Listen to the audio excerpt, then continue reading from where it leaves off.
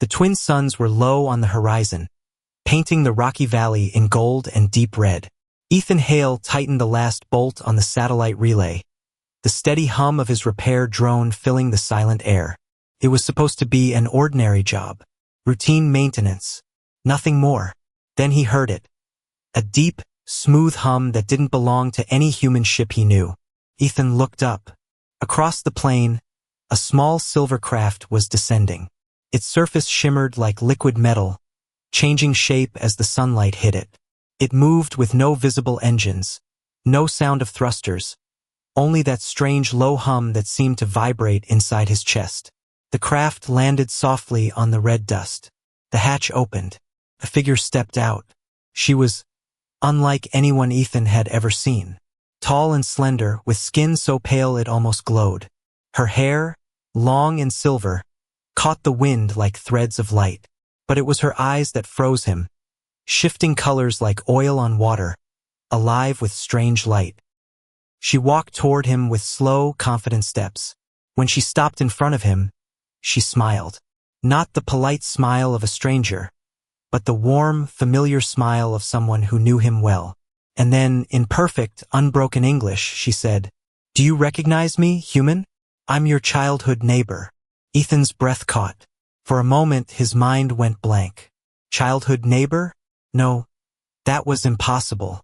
He grew up in a small village on Earth, far from alien worlds and galactic empires.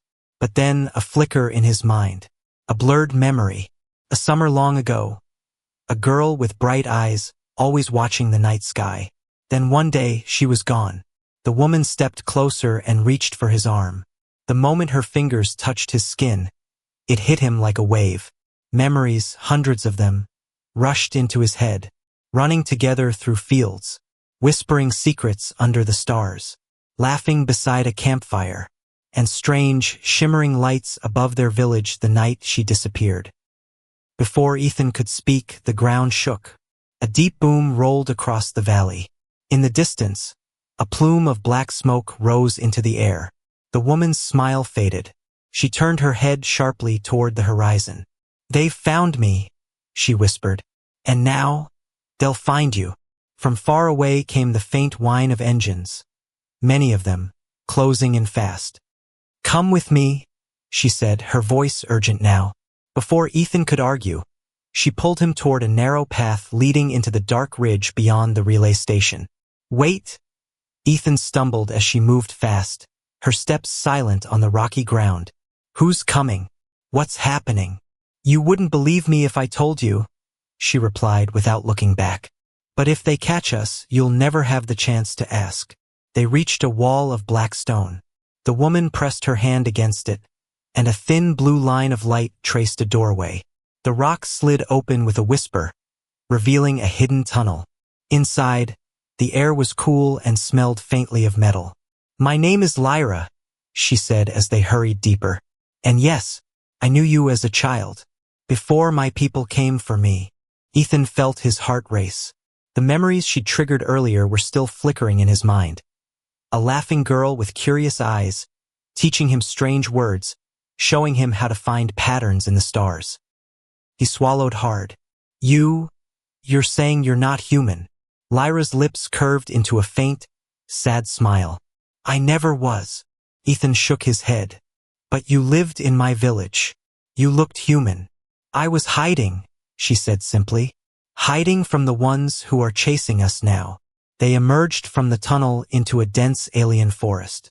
The trees were black as obsidian, their leaves glowing faint green, casting strange patterns over Lyra's face.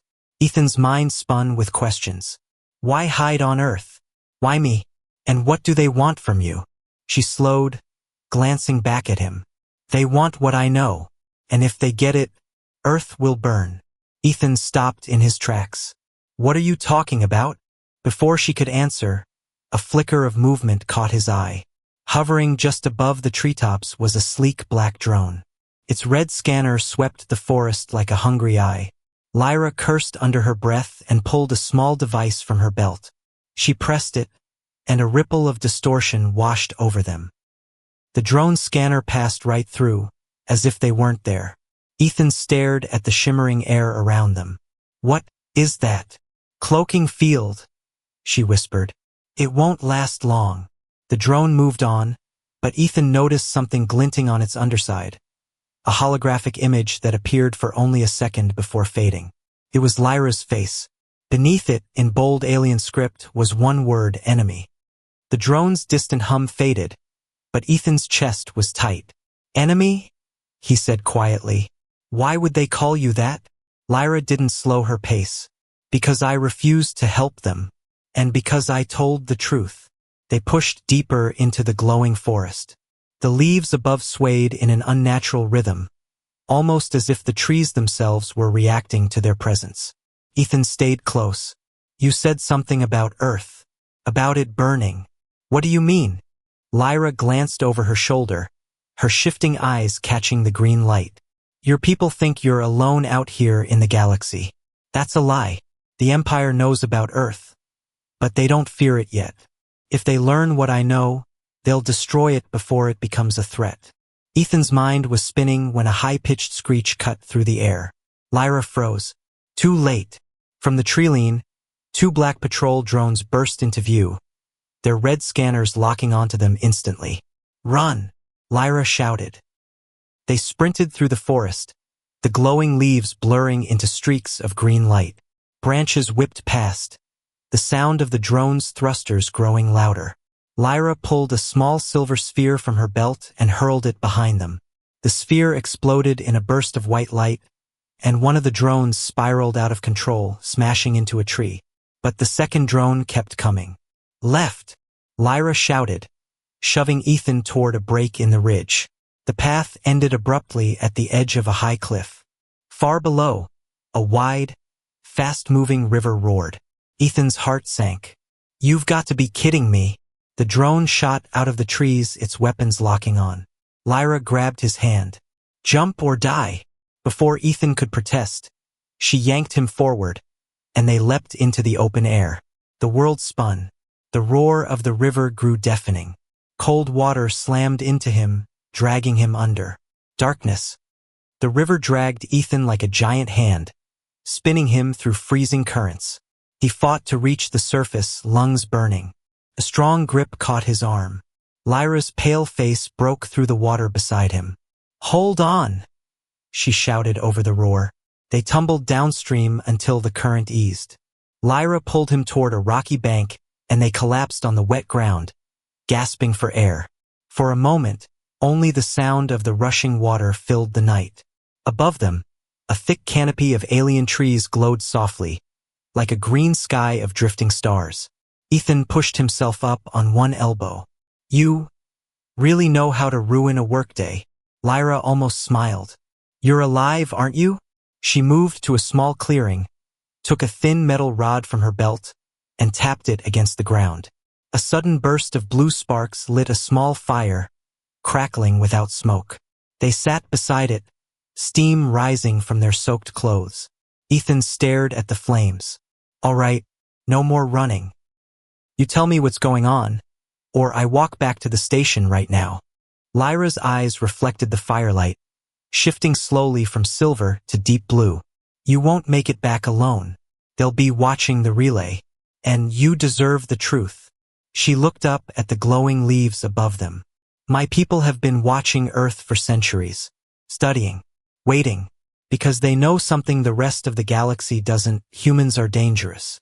Ethan frowned. Dangerous? We're still learning to survive on one planet at a time.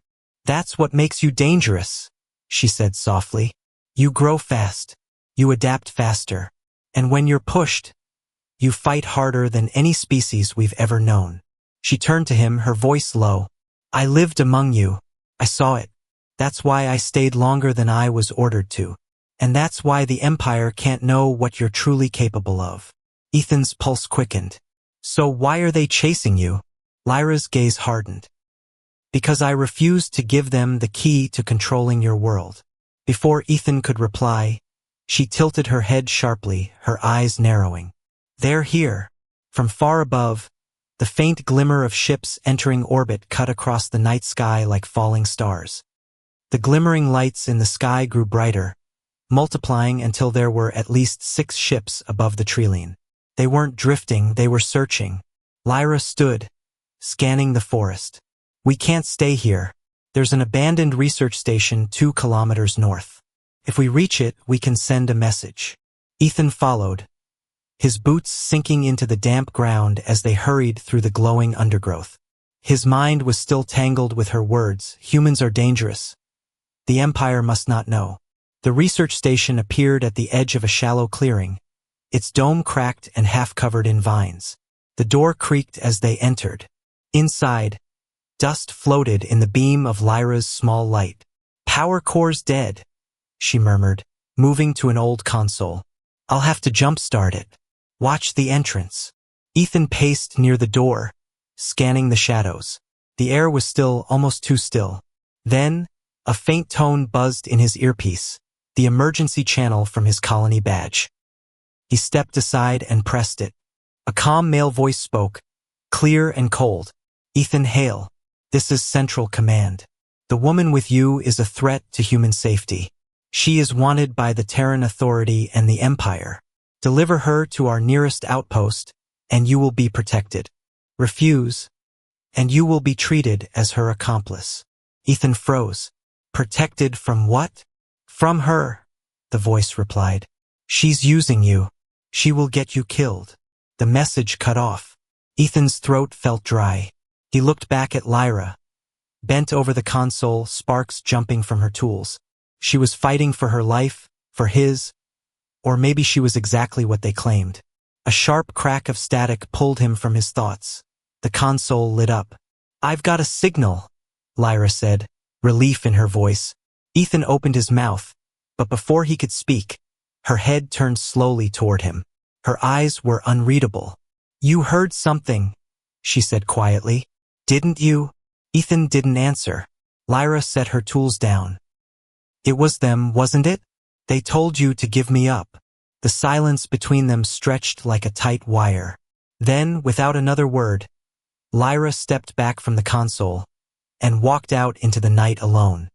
Ethan stood frozen in the empty station, the hum of the half-powered console fading into silence. Through the open doorway, the forest glowed faintly under the alien moonlight. Lyra's silver hair was already a pale shimmer in the distance, moving away. He cursed under his breath and grabbed his pack.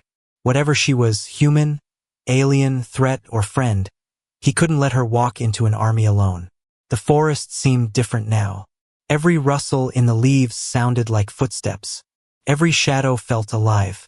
Then he saw them. A squad of Empire soldiers, black armor gleaming, moving in a slow circle around a small clearing.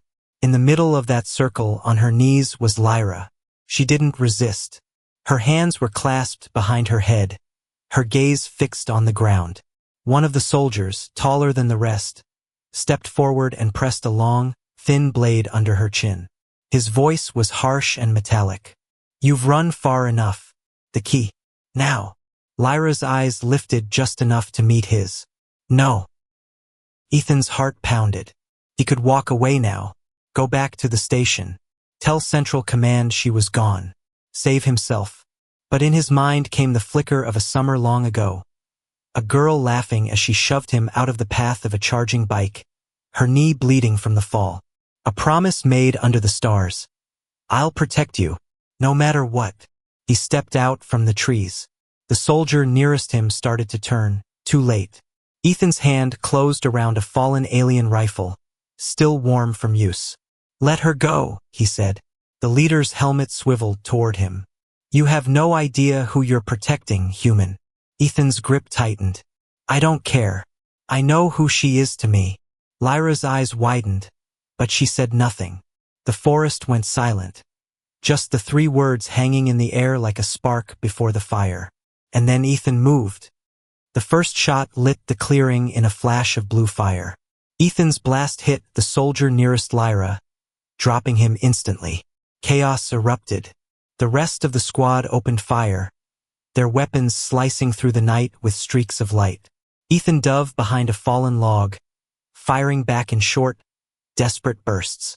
Lyra moved like liquid lightning, rolling, grabbing a dropped pistol, and sending 2 soldiers crashing into the dirt before they could aim.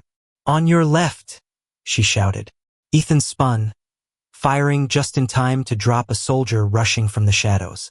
His arms ached from the recoil, but he kept going, adrenaline burning in his veins.